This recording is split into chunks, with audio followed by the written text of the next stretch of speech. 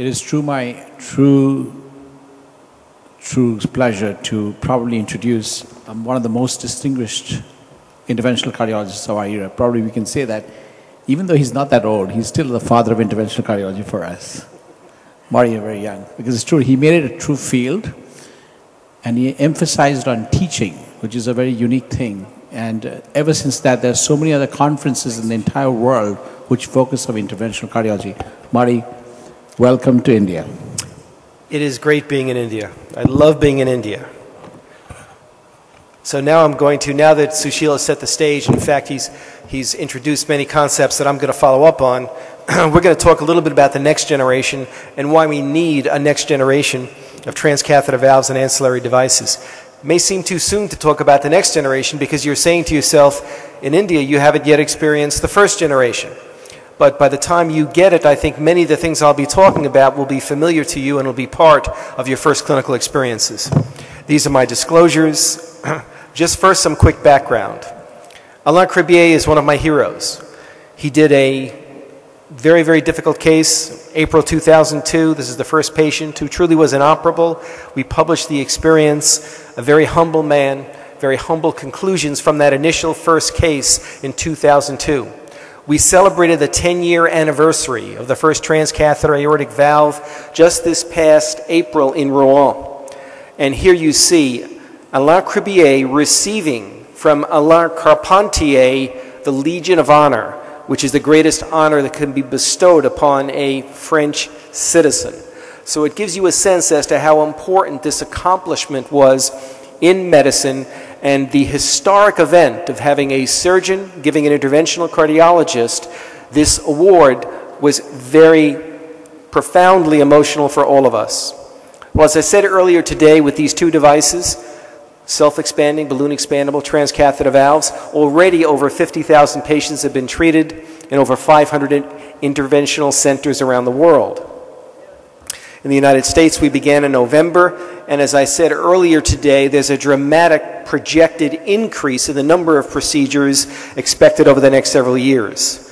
We've published 4 manuscripts in the New England Journal of Medicine, and another manuscript that you may be less aware of, which helped to define some of the characteristics required to be able to do proper clinical research in this field of valvular heart disease. We convened a group called the Valve Academic Research Consortium, published a manuscript that allowed us to standardize endpoint definitions so that we could look at studies in the same way. And I want to show you the first results from that kind of analysis. Philippe Genereux, who is one of our fellows, now part of our faculty in Columbia, published with many other people working with him a wonderful weighted meta-analysis of over 3,500 patients from 16 studies for the first time using these VARC definitions to characterize outcomes. As you see, these are high-risk patients. STS score 9, log Euro score 23, elderly over the age of 80. Most were female and very symptomatic. The 30-day mortality was less than 8%, but a 22% one-year mortality. So these patients had so many comorbidities that they still had significant mortality between 30 days and 1 year. Strokes were a problem. As you can see, major and minor strokes, 4%. If you add TIAs and everything else, almost 6%. Vascular events, 12%. Bleeding, 16%. Valve performance was generally very good, although paravalvular leak was certainly a concern. Permanent pacemakers, not so much for the Edwards valve, but more so for the self-expanding Medtronic core valve, as was discussed earlier. And then a potpourri of minor complications, as shown here, but these are important complications. If you look at annulus and aortic rupture and aortic dissection, you already have 2.5% of patients. So we have to be aware of these things as we plan for next-generation devices. So the major complications, as Sushil has suggested, strokes, vascular events often causing bleeding, the need for new pacemakers, paravalvular regurgitation, and other low event rate complications. These things are associated with subsequent mortality. When we do a covariate analysis, a time-adjusted covariate analysis looking at predictors of mortality, stroke, major bleeding, major vascular complications are all implicated as being important. So we need to be able, in the next generation, eliminate or at least reduce these complications, and part of being able to do that is with new technology. So in the past, the technology really consisted of an early valve system prototype. It relied heavily on operator creativity and off-the-shelf accessory devices. I believe that now, and especially in the future, all major and minor components of a TAVR system will be fully customized and designed for specific functional tasks, and adjunctive technology is being developed to enhance the TAVR outcomes and reduce complications. So what are the limitations? The systems are still too large. Challenging vascular access and closure, both TF and TA. Inaccurate positioning at times at the designated landing zone. What I call the 3 R's, which is the ability to be able to recapture, reposition, and redeploy. Possible coronary obstruction. You may have seen a case earlier today by the support frame or the native leaflets, mainly the native leaflets. Paravalvular regurgitation. Increased permanent pacemaker requirements, increased neurologic events, and suboptimal valve design, which may decrease long-term durability. These are all potential limitations that are being addressed with new technology. So we're seeing new TAVR systems, we're seeing procedural accessories, and many adjunctive technologies. Let's start with next-generation valves. A valve is a 3-component system. It consists of a support frame, the valve itself, and a delivery system.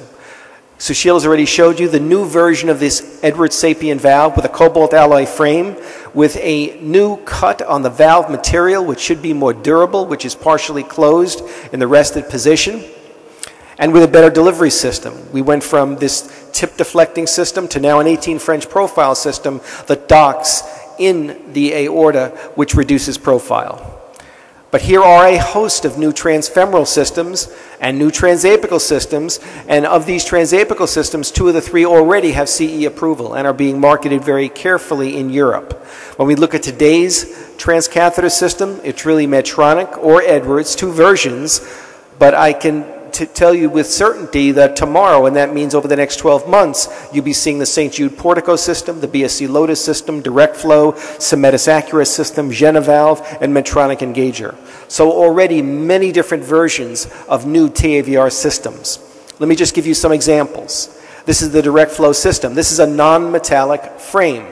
It's made of 2 rings with a support area between the 2 rings. And these 2 rings are filled with a hardening polymeric substance that allows it to freeze in place after deployment. It has subannular fixation, which importantly, I believe, improves alignment and allows you to be able to reduce paravalvular regurgitation. This is the new Sadra device, the Lotus valve, which is made from a single woven wire of nitinol. It's long and then it shortens significantly from the center and locks, and has on the outside an adaptive seal made of polyurethane to prevent paravalvular regurgitation. This is the new Symetis Accurate system that has stabilizing arches. It's a porcine pericardial valve with a PET skirt that, again, because of its shape and the way it's deployed, has subannular fixation for both TA and TF applications, and the early results have been striking.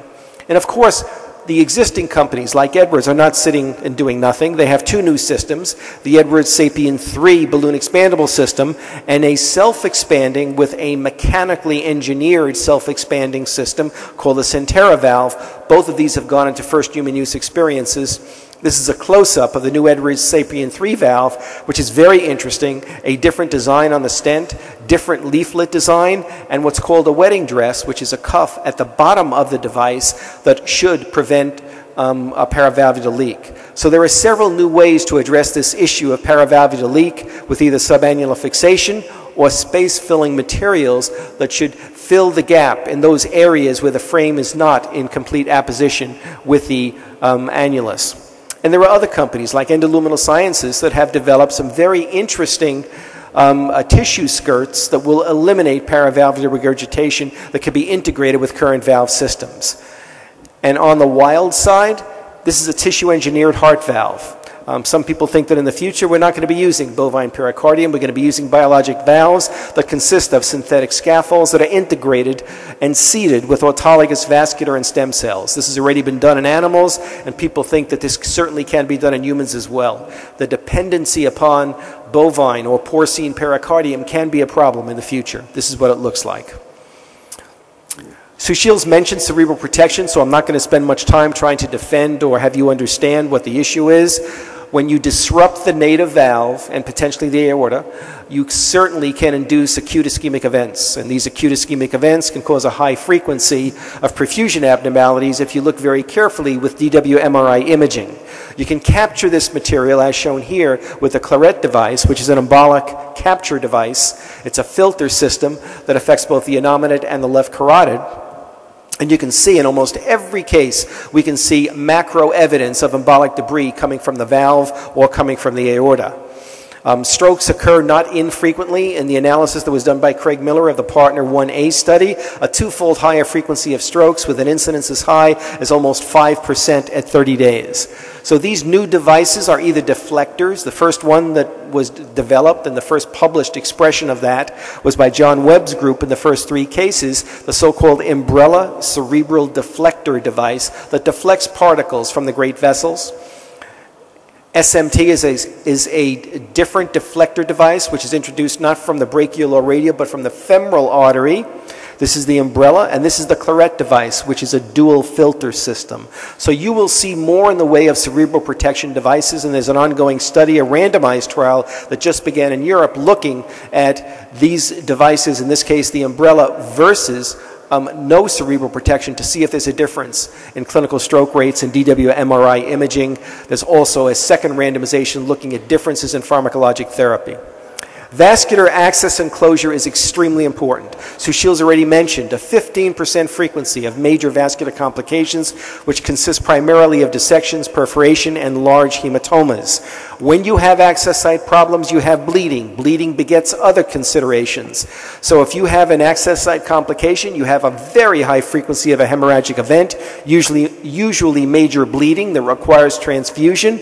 And if you have a major vascular event, there's a much higher frequency of renal failure requiring dialysis. So you set in motion a chain of complications with a poor outcome in these patients. There are new sheaths, the Edwards sheath, the so-called expandable sheath, which allows you to be able to temporarily increase the size of the sheath that may have some benefit in terms of vascular access. Onset Medical has a so-called solo path, which is a balloon expandable sheath that allows you to take something from 14 French and increase it to 18 French by inflating a balloon lumen within the sheath. And there are closure devices. There's an existing closure devices, the 10 French ProStar, which is a double stitch device that we've used very extensively for percutaneous access and closure. And of course you can take the simple ProGlide, and with 2 or 3 ProGlides accomplish the same thing for both percutaneous access and closure. And this is an example of the many devices that are being developed on the landscape of large vascular closure to take a large hole, a 24 French hole, and to reduce it by a variety of means, either by sutures and plugs, or ipsilateral graft placement techniques. 2 examples of new suture techniques for large closures: vasostitch and Spirex, using either a running suture or a mattress suture. This is the grip technology, which is a new sealant made of polyethylene glycol that, combined with a stitch, can significantly reduce and then close a large hole, as shown here. And then there are grafts that are now being placed, either ipsilateral or contralateral, where you have a graft with a frame, usually a metal nitinol frame, that covers from the inside the large hole. The ProMed device has already gone into clinical testing in humans, as well as the InSeal device. Both of these are being studied in Germany and in South America. Now, Transapical also has a whole new range of access devices and a whole new field called TVAC, which is transcutaneous ventricular access and closure. There are 3 particular devices that I'm going to draw your attention to: Apica, Entourage, and Permaseal. Apica is an interesting titanium access coil for both access and for closure. It can be used for TAVRs, for mitral valve replacements, for LVADs as well. They've already done 10 patients. Tommy Walter is the principal investigator of a first human use study. It's a flexible titanium coil with a closure cap that results in a dry closure and facilitates, so this is not suture-based, the transapical procedure. This is the Cardiac Close Entourage system, which is a suture-based system, very interesting, comes from the West Coast, some familiar names associated with that. It's a very a unique double helical needle that has sutures within it, and it's a redundant system that should provide very easy closure that ultimately can move to smaller thoracotomy, thoracoscopic, and ultimately transcutaneous without any violation of the chest wall. And finally, the micro-interventional permaseal device developed in Philadelphia, which is a very interesting device that also allows you to be able to, without sutures, create a hole and close it. I would be remiss if I didn't mention that part of the adjunct technology is advanced imaging. We need better imaging modalities for screening, guidance, and follow-up. They consist largely of angiography, MSCT, and echocardiography, either transthoracic or 3D. 3D certainly transesophageal, with microsystems being developed by many different people. We talked about paravalvular regurgitation. The measurement of the annulus is crucial, and Sushil's already emphasized that the annulus is usually non-circular, it's usually elliptical, so measuring it by CTA is crucial. So there are many CTA systems that are being developed now for intra-procedure and pre-procedural planning. The 3-Mencio system is designed specifically for heart valves, gives you a lot of information, and these are the kinds of things that will be integrated into our planning process as we do procedures. They also have a very nice software for analyzing the peripheral vasculature as well, and there are angiographic systems that can help you in many ways during the procedure to pick the coplanar view, to position the device accurately. This is the so-called PION system. Most of this is being accomplished in a hybrid cath lab OR. This is an example of the new Siemens Zigo room where we do Dyna-CT routinely in our transfemoral cases. And at Columbia we have 5 hybrid cath lab ORs, 2 run by vascular surgery, 3 run by cardiac surgery in the cath labs, and that gives us a unique capability to do these advanced procedures in an environment where we can work as part of a heart team with our surgical, anesthesia, and echocardiography colleagues. So I believe that the hybrid cath lab OR is a crucial component of us being able to successfully accomplish these difficult procedures. So to conclude, TAVR truly has evolved from a fledgling untested technology into a viable and worthwhile therapy for high-risk patients with AS. But TAVR requires further enhancement to achieve optimal clinical outcomes. What you saw this morning is not what we want to be able to duplicate in the future. We've got to develop better systems to prevent and identify those kinds of potential complications. Iterative changes in TAVR systems, new accessories, support of adjunctive devices are all in varying stages of development and will be necessary to elevate TAVR to the promised land of what will be a fully mature therapy in the future. Thank you very much. Thank you, Marty. That was a great overview of where we're headed, where we've come from and where we're headed in terms of transcatheter aortic valve. And it's hard to believe it's such a rapid changing and evolving field. And I think that's one of the very exciting aspects of it.